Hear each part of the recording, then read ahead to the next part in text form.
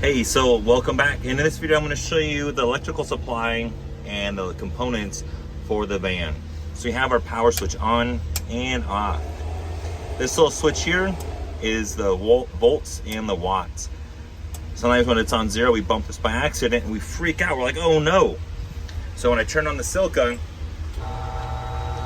notice how it changes. All it does is show how many watts are being used. This is a 3,000 watt inverter. That means you can't plug in microwaves and hot water heaters and stuff like that. In the back, you're gonna have this little blue wire. That's the ground cable.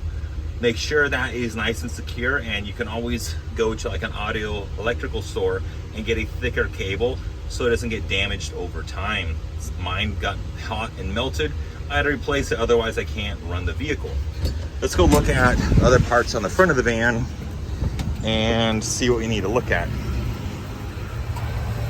So if you need to jump the battery, it's going to be underneath here. You have the base plate, you lift it up. You have these little toggles here, left and right. And yes, it is very dirty. It's muddy out here. But you're going to have your positive and your negative connections, hence the red and black wires. Make sure these are nice and flat before you put the cover on, or you will damage that. You have a fuse here.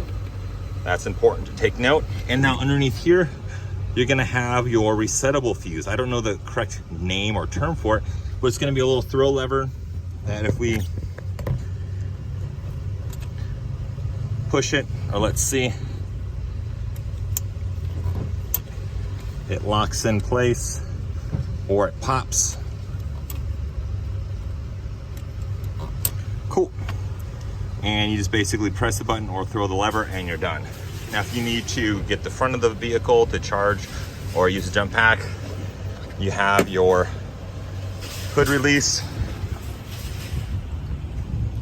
And there's no battery here, but you're gonna have your negative terminal here and your positive terminal here. You use jumper cables on the front here if needed, and then you can jump your vehicle. So that's gonna be important to pay attention to.